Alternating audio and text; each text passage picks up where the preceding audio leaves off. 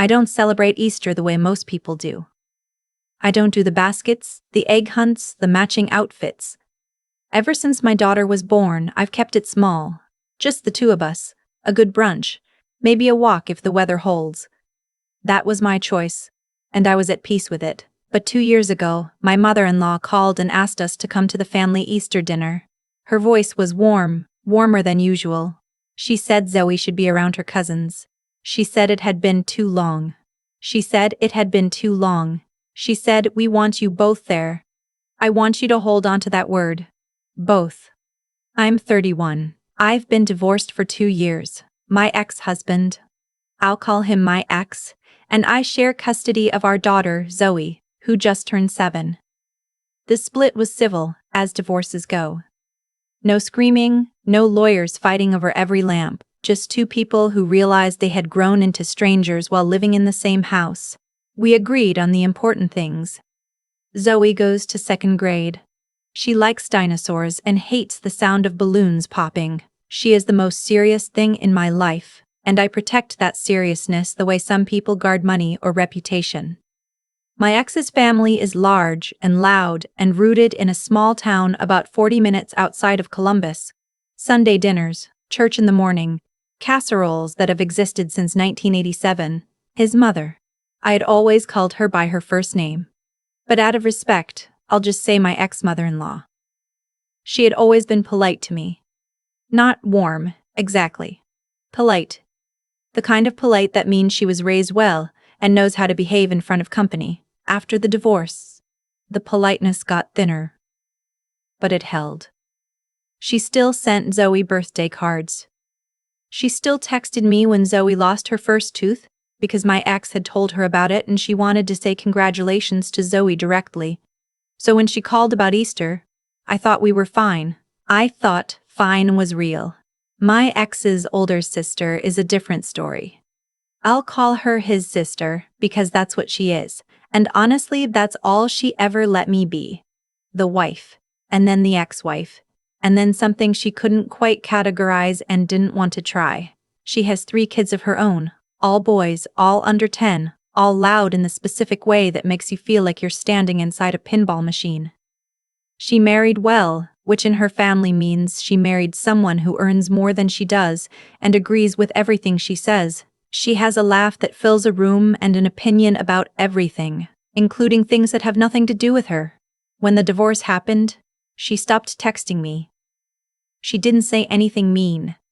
She just went quiet, the way a door closes. I noticed. But I also understood. He was her brother. I was an addition that had been subtracted. I didn't expect her to grieve the loss of me. What I didn't expect was what happened at Easter. We drove out on a Sunday morning. Zoe wore a yellow dress she had picked herself, with white tights and sneakers because she refused the dress shoes. I let her win that one. She had a small basket she'd made at school with her class, painted pink with her name in glitter on the side. She was proud of it. She held it on her lap the whole drive, and kept asking how many cousins would be there, and whether there would be deviled eggs, because she had decided deviled eggs were her favorite food, which was a new development. The house was full when we arrived. My ex was already there. We do pickups and drop-offs. This was one of the days where we overlapped at a family event for Zoe's sake. He greeted me at the door. Normal. Calm. We are good at calm. It is the one thing the divorce gave us. Inside, there was food everywhere. His aunt had brought a spiral ham. His mother had made her potato salad that everyone talks about for weeks before and after. There were rolls, there were green beans, there were 3 different pies on the counter, and there was a separate kids' table in the corner of the dining room with a paper tablecloth covered in cartoon bunnies. Zoe ran to her cousins. She knows them. She loves them actually. She talks about them at home, asks when she'll see them again. They're her cousins too. Nobody had ever suggested otherwise. Until that day. Lunch went fine. I sat near the end of the adult table, next to my ex's aunt, who is a retired middle school teacher and has strong opinions about phonics instruction, which I know nothing about, but found I could nod along to convincingly. We ate. There was a lot of food. The boys knocked over a juice cup, and nobody made a big deal of it. Zoe ate 2 deviled eggs and looked at me like she'd won something. After the main meal, the kids were let loose in the backyard for an egg hunt. The adults moved to the living room with coffee and dessert. His mother had made a coconut cake. There were also little chocolate eggs in a bowl on the side table, the kind wrapped in foil. Zoe came in from the backyard flushed and muddy at the knees and holding her basket, which now had 4 plastic eggs and a dandelion she had found and decided to keep. She went straight for the dessert table because she is 7 and that is what 7-year-olds do. His sister was standing near the dessert table pouring herself coffee. She watched Zoe reach for a piece of the coconut cake and said, clearly in a voice she didn't lower, "Oh, sweetie, this is for the family." Zoe's hand stopped. I was across the room.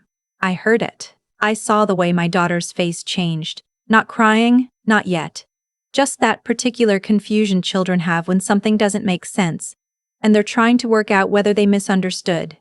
She looked at her cousins, who were also in the room, who had also been heading toward the cake. She looked back at her aunt. She said in a voice so small I had to read her lips from where I was standing, "But I'm family." His sister set down her coffee cup. She smiled, and it was the worst kind of smile. Patient, practiced, the kind adults use when they think a child can't understand the full weight of what they're about to say. "Your dad's family, honey. This is your grandma's house. It's for her family." I put down my coffee. I don't know what his sister thought I was doing. Maybe she thought I would let it pass. Maybe she thought I'd say something to Zoe quietly, redirect her to something else. Smooth it over the way women are sometimes expected to smooth things over. To keep the temperature comfortable even when they are the ones getting burned. I walked across the room. I crouched down next to Zoe. I said, "Hey, Bug, let's get your coat." She looked at me. "But the cake?" "We're going to get cake on the way home," I said. "The good kind." She thought about this. "From the bakery?" "From the bakery." She took my hand. I stood up and I looked at his sister. I didn't say anything dramatic. I didn't make a speech. I just looked at her long enough that she would know I had heard exactly what she said and that I was choosing, in that moment, to walk away rather than say what I was thinking. Because my daughter was holding my hand and I was not going to teach her that the right response to cruelty is a louder version of itself. I found my ex in the kitchen. I told him, low and without anger, what had happened. I watched his face go through several things at once. He said, "Are you serious?" It wasn't a question. "I'm taking her," I said. "She can come back another time if she wants to. But not today." He didn't argue. He nodded. He squeezed Zoe's shoulder and said he'd call her tonight. Zoe told him about the dandelion and he said it was the best one he'd ever seen. We got in the car. I did not cry until we were on the highway, and even then only for a few minutes, and then I stopped because Zoe was in the back seat telling me about the egg hunt and I wanted to hear it. We stopped at the bakery. She got a piece of carrot cake because she said it matched Easter. I got coffee. We sat at a small table by the window and she ate her cake and talked about dinosaurs, and I looked at her and thought, "You have no idea. You have no idea that what just happened was meant to hurt you. You picked it up and looked at it and set it down and moved on. And I hope you always do that. And I hope someone is always there to walk you out of the rooms where people want to make you small." That night, I did not call his sister. I did not text her. I sat with it. The next morning my phone was full. 11 missed calls from his mother. 3 from his sister. 2 from a number I didn't recognize that turned out to be his aunt, the one with the phonics opinions, who had somehow gotten involved. There were voicemails. His mother's first one said she was sorry about the misunderstanding. Her second one said she hoped I wasn't going to make this into something. Her third one said that his sister had only meant it as a family thing, and that she herself hadn't known it was going to happen, and she was caught off guard. His sister's voicemails did not contain the word sorry.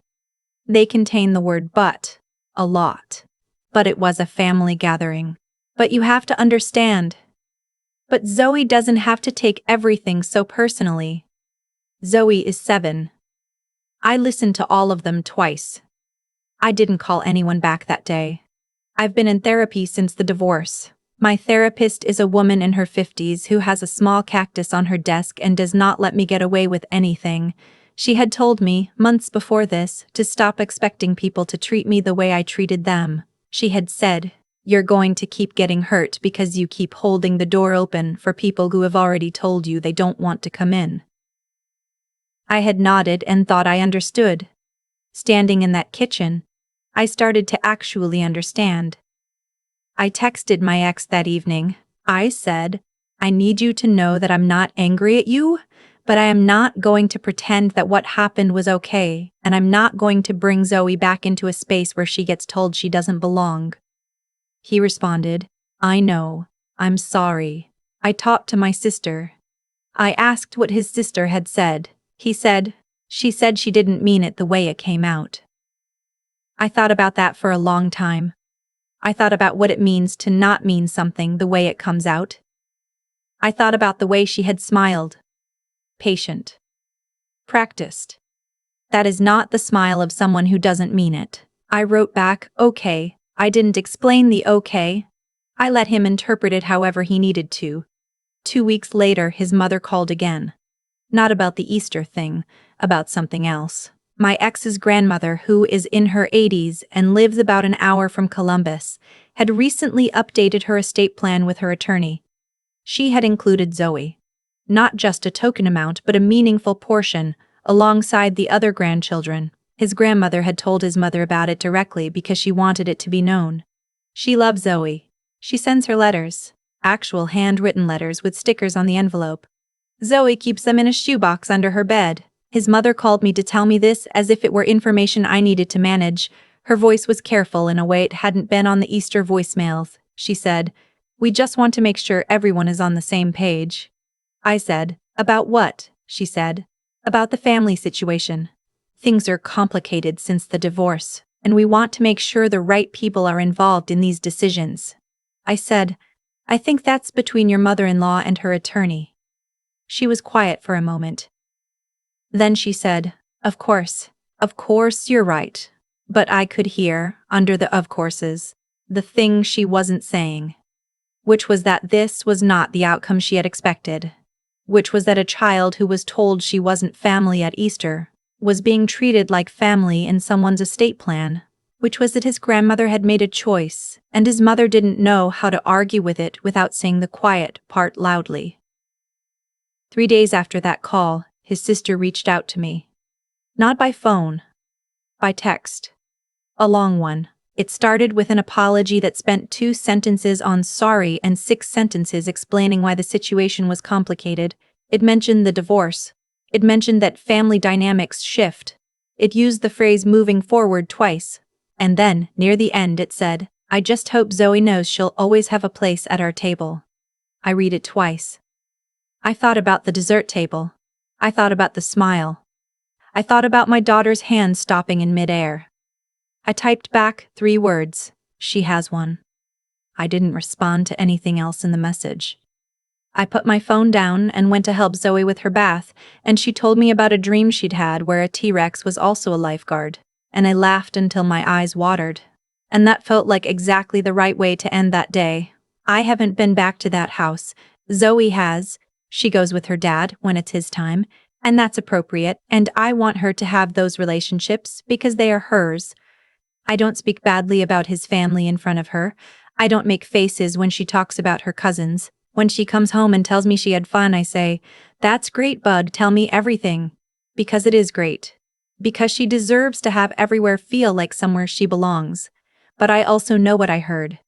And I know what that smile meant. And I know that some doors, once you see clearly what's on the other side, you stop standing in front of wondering why they won't open all the way. There's something nobody tells you about choosing yourself and your child over a room full of people who made you feel small. They tell you it's brave. They tell you it's healthy. They tell you you'll feel better. What they don't tell you is that it's also just quiet. It's just a drive home with a kid in the back seat and a stop at a bakery.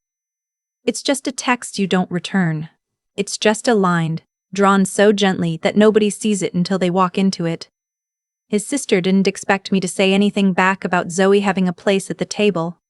I think she expected me to say, Thank you so much, I appreciate that. And move on. And let it be a kindness extended. I meant every word of those three. She does have a place. She has always had a place.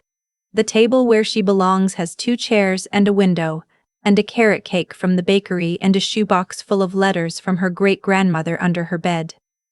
That table has been there this whole time. I just had to stop leaving it to sit somewhere I wasn't wanted, hoping that eventually they'd pull out a chair. I'm not angry anymore. That surprised me. I thought I would stay angry longer. But anger takes energy, and I have a 7-year-old who believes that a T-Rex can also be a lifeguard, and I would rather spend everything I have on that. What I am is clear. That's new. That's the thing I didn't know I was working toward, through the therapy and the hard conversations and the quiet drives home. Not happy, not healed, not fixed. Just clear. Clear about what I will sit with and what I won't. Clear about which rooms I walk back into and which ones I walk out of calmly, with my daughter's hand in mine, toward the bakery, toward the carrot cake, toward the table that was always ours. If you've made it this far, I want to say something directly. If you've ever had someone tell your child, in words or in actions, in a smile or in a seating arrangement, that they don't quite count, that they're adjacent to the family, that the belonging is conditional, I see you, and I want you to know that you don't have to make a scene to make a point. You don't have to burn anything down. You just have to be willing to pick up your daughter's coat, take her hand, and walk toward the door. The rest follows. And if you're on JoJo today for the first time, welcome. Hit like if this story hit something in you, and I'll see you in the next one. I've thought a lot about cause and effect since that Easter. Not in a cosmic sense. I don't think the universe was keeping score or balancing anything out. I just mean the plain, unglamorous version of it. What you do consistently, over time, shapes what comes back to you. That's not magic. That's just how people work. His sister had spent years being the kind of person who decides who belongs and who doesn't. She drew those lines so naturally, so automatically, that I don't think she even noticed she was doing it anymore. It wasn't cruelty in the dramatic sense. It was something quieter and, in some ways, harder to argue with. A habit of exclusion dressed up as practicality. Family is family. Things are complicated since the divorce. She didn't mean it the way it came out. Every version of the same thing, the line exists, and Zoe is on the wrong side of it. But his grandmother had been watching all of it. Quietly from her chair, writing letters with stickers on the envelopes, she had made her own calculation, and it had nothing to do with who shared a last name. It had everything to do with who showed up, who was kind, who deserved to be seen. That's the part that undid everything his sister thought she had arranged. I think about what I want Zoe to take from all of this, not the specific situation, but the shape of it. I want her to understand that how you treat people when it costs you nothing reveals exactly who you are. His sister could have let Zoe reach for that cake and said nothing. It would have cost her 0. Instead, she made a choice, small and fast, and that choice said everything she had never put into words directly. And everyone in that room heard it, including a great-grandmother who had already decided Zoe mattered. I also want Zoe to know that walking out quietly is not the same as losing. There is a kind of intelligence in knowing when a room has nothing left to offer you. I didn't scream. I didn't make his mother's Easter into a confrontation she could use to rewrite the story later. I just picked up my daughter's coat. That was a choice too. And I'm proud of it. The moral part is simple. Even if living it isn't, you don't get to exclude a child and then claim her when it's convenient.